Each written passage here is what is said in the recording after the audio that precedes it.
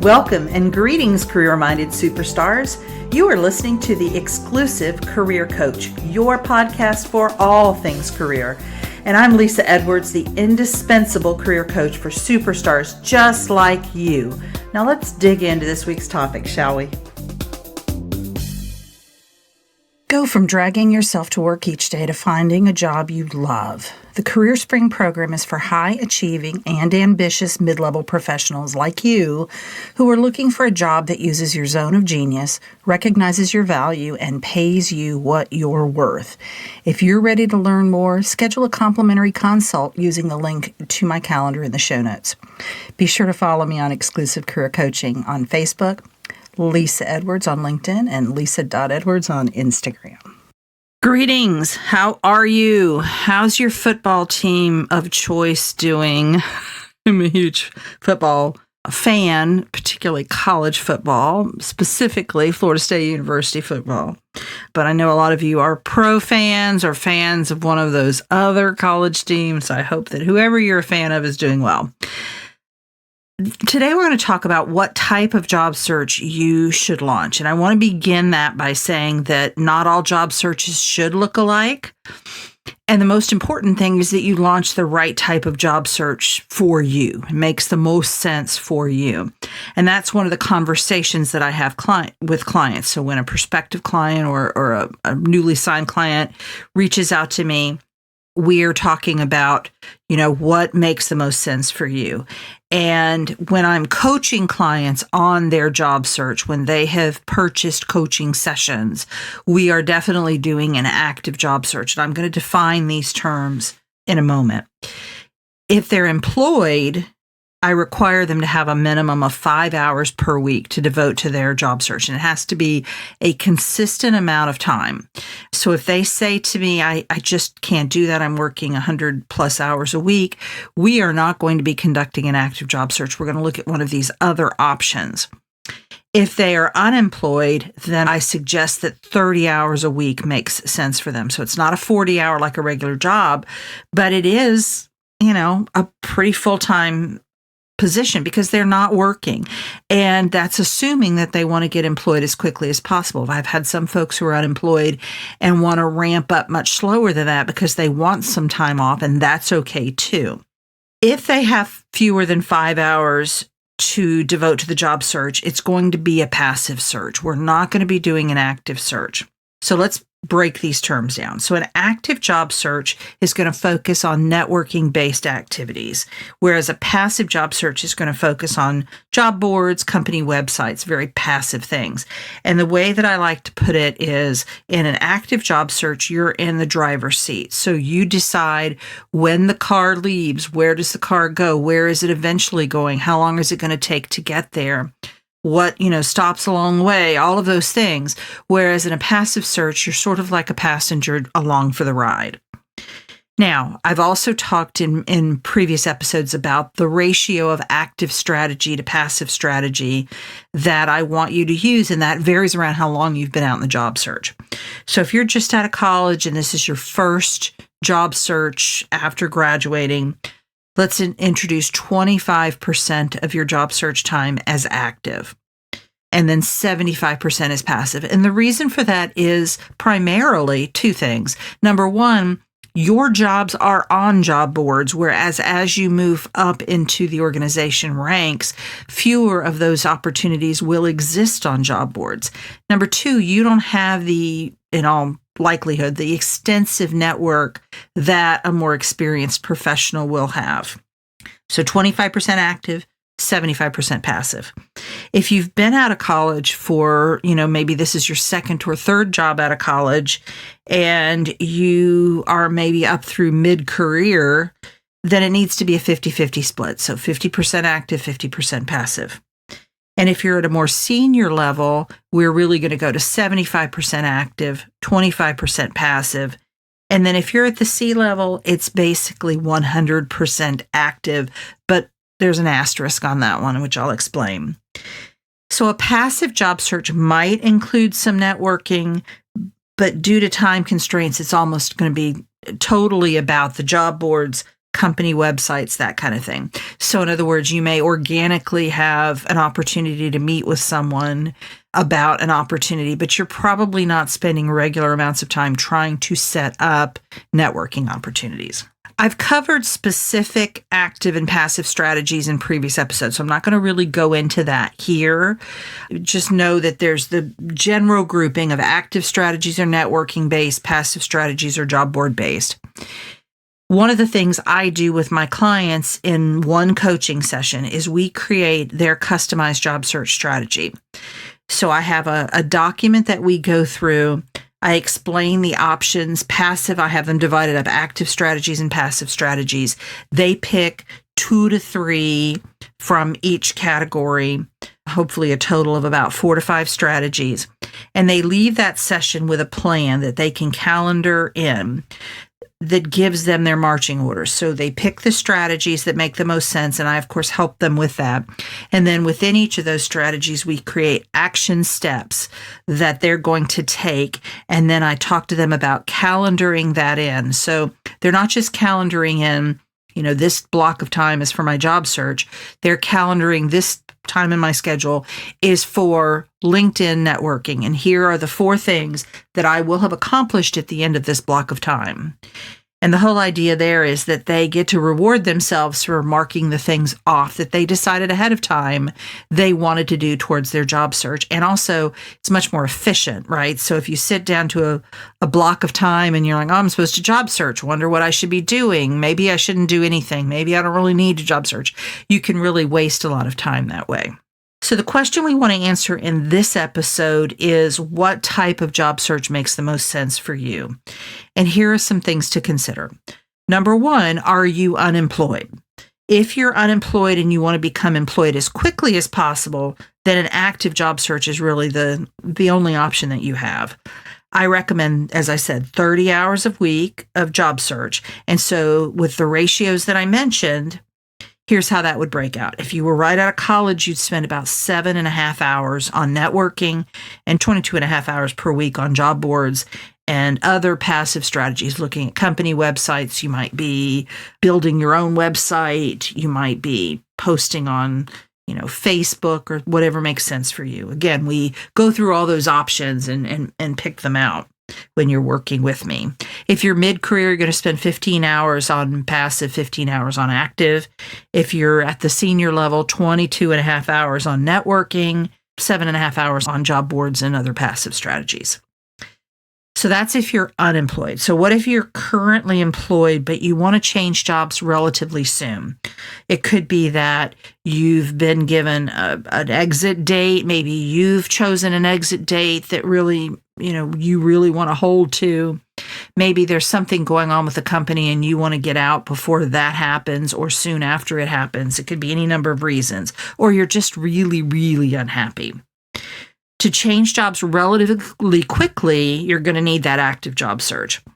So this is, again, that 5 hours a week that you're going to need to carve out.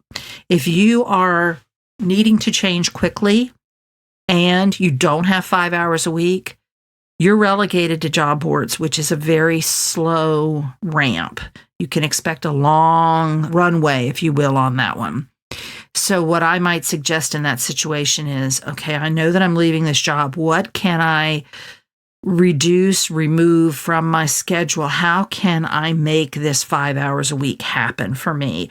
Because it's very short-sighted to think, okay, I know I'm leaving this job, and yet I'm not going to be able to do anything to really get myself out of here or to, land somewhere else relatively quickly.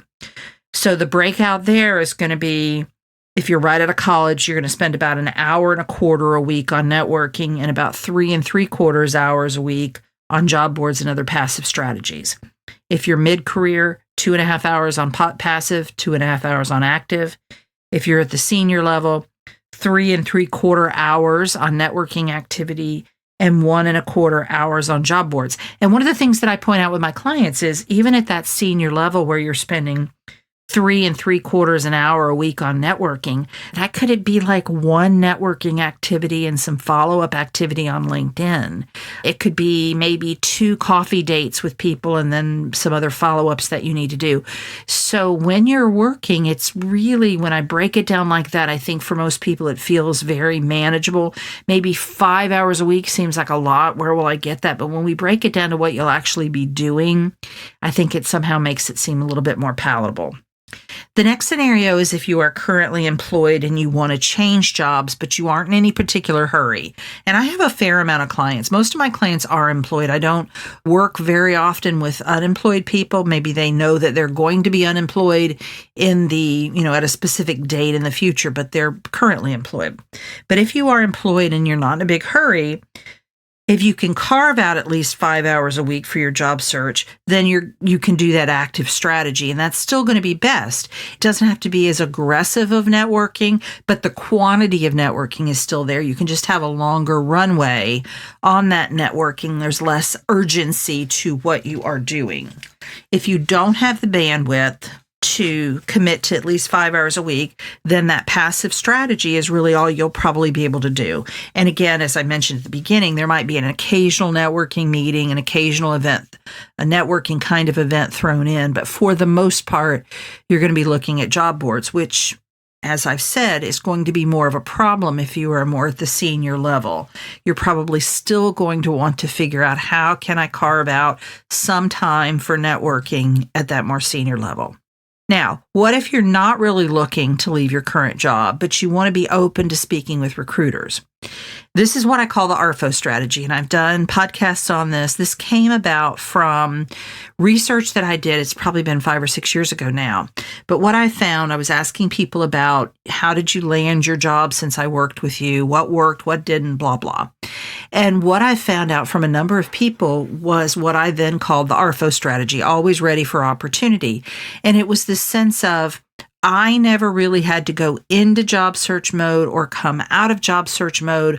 I'm always ready for opportunity. I have my ducks in a row, if you will, so that I can have those conversations. And because of that, I don't have to spend chunks of time in job search mode. In an ARFO job search, you are simply opening the door to recruiters. And I think of this as kind of an energetic door that you're opening up. This is primarily through your LinkedIn profile. So think about this. If you're wanting to energetically open that door, hey, I want to have a conversation with you, that LinkedIn profile is then of the utmost importance. And I highly recommend that you work with an expert like me who can craft a LinkedIn profile. I call it recruiter flypaper. You want your LinkedIn profile to attract recruiters like recruiter flypaper, or like whatever that mixture is that they put out for the hummingbirds with the sugar water. In summary, the variables for this equation of what kind of job search should I do is time plus urgency equals the answer. So if you have time and there is urgency, it's definitely an active job search. If you don't have the time, but you do have the urgency, then it's going to probably be a passive job search with some networking in the mix, if at all possible. If you don't have time and you don't have urgency, definitely a passive job search. And if you don't have urgency and, time is really, you're just not urgent, then that ARFO job search. And again, I've talked about that in other episodes, but that ARFO concept is my LinkedIn profile is up to date. My resume is up to date. My credentials are current. My skill set is current. Everything that I would need to be marketable and competitive for the next rung on the career, internally or externally, is there. I don't have to explain away my lack of an MBA. I don't have to explain away why I haven't updated my resume since the Reagan administration. I don't have to do any of those things. And I do believe, as I've talked about in these ARFO episodes, that there's something that happens energetically that when you have that door open, when you're kind of saying to the universe, I want to have those conversations with recruiters, the conversations come. And similarly, if you know that you're not up to date, if you know that you don't have a resume to because the first thing they're going to ask is, I want to see your resume. If you know that you let a certain credential or certification lapse that's very important in your industry, you're kind of energetically closing that door. You're like, oh, I want to talk to you. I really don't want to have that conversation. And you push away, and eventually they stop coming. So I hope this has helped you. Again, I want to give that summary. So if you have the time and you are urgently looking for a new position, absolutely an active search. If you don't have the time, but you do have the urgency, it's going to be more of a passive search, but let's get as much active networking in there as we possibly can within a very limited amount of time. If you don't have time and there's no urgency, definitely a passive search. Take a look at job boards. Talk to the recruiters, which is a passive strategy. Have that door open. Talk to them. Look at job boards. Apply when something comes up. But other than that, you're going about your life and doing what you always do.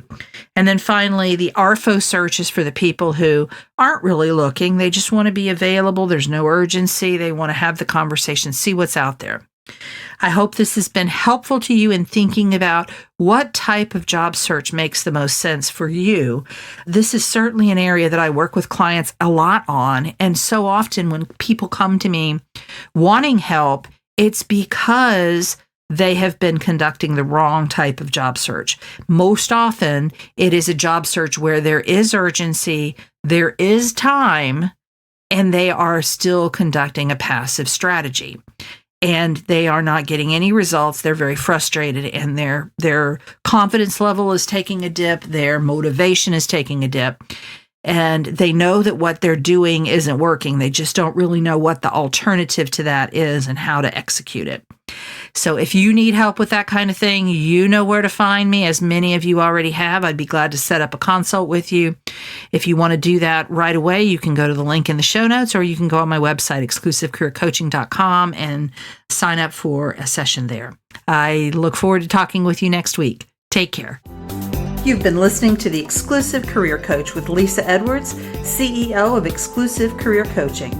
It would be great if you would rate, review, and subscribe to this podcast. Also, I want to be your career coach, so be sure to ask questions about your career management challenges and job search situation. Until next time.